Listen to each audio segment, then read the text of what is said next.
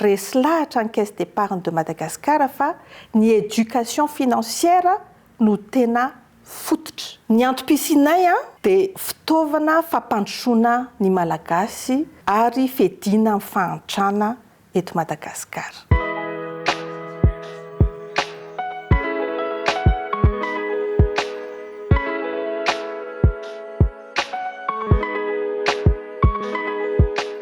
Ny caisse d'épargne de Madagascar dia rafitra mpandraharaha ara-bola manatantara tokoa. Ny forony izy tamin'ny 2017 zany hoe efa tamin'ny fanjanahantany mihitsy zany.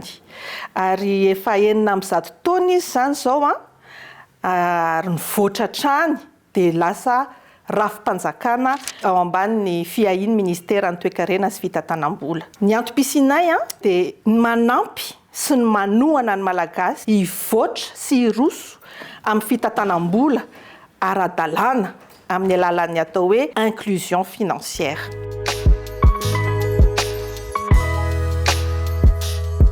Ny caisse d'épargne de Madagascar dia manana lanjany manokana ara-toe-karena, ara-tsosialy, ara-panabeazana koa. Ary tena manamafy ahako amin'ny resaka hoe fanabeazana satria io fanabeazana ara-bola io na koa hoe éducation financière dia tena manan-danja tokoa satria io no antoky ny fampandrosoana maharitra sy miabo.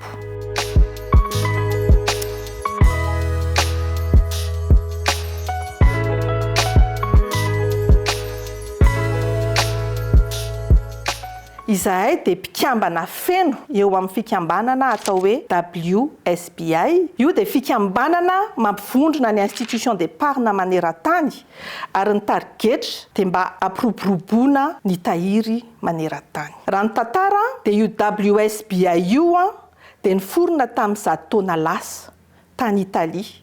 Ary tamin'izany ireo mpikambana voalohany no nametraka fa ankalazaina isaky ny 30 ny volana oktobra ny andro iraisam-pirenena ny tahiry. Ka mampikambana anay dia rariny raha mankalaza izao fahazato taona ny WSBI izao izahay izay vy nahitana ny fankalazana ny andro iraisam-pirenena ho an'ny tahiry.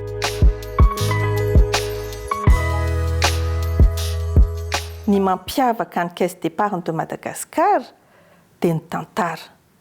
900 taona zahay no efa fanta-daza raha eo amin'ny sehatry ny tahiry.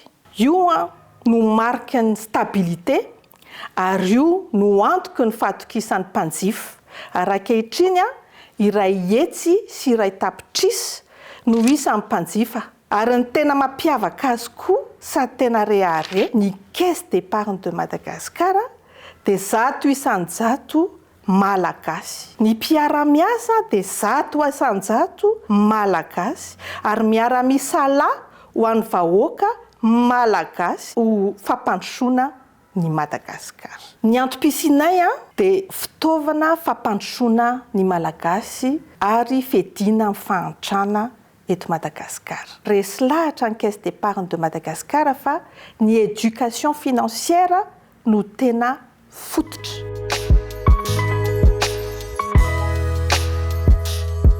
Afaka manokatra compte na voateraka aza ao amin'ny caisse d'épargne de Madagascar ary tena hoe any izy dia efa ampianarina manao tahiry. Eo akaiky ny hatrany ny caisse d'épargne de Madagascar amin'ny ambaratonga rehetra satria ao misy tolotra samihafa, misy ho an'ny koa ho an'ny tanora, ho an'ny efa miasa, ho an'ireo hisotro ronono ary ny ho avy rehetra.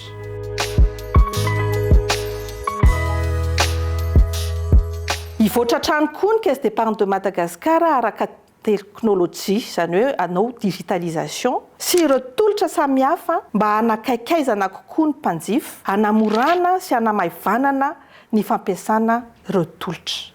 Izy tetikasa sy fiovana goavana atoato izay ho hitanareo miandalana eny fa ny tena fantatra aloha zany dia ny SEM any aorianany dia tsy ho SEM ankehitriny intsony fa hivoatra mihatsara avokoa. Teny farany dia voninahitra ho an'ny caisse d'épargne de Madagascar ny mankalaza ny fahazado taona maneran-tany tahiry miaraka amin'ireo mpikambana ao amin'ny institution de microfinance eto Madagasikara sy ireo mpikambana maneran-tany eo anivony WSBI.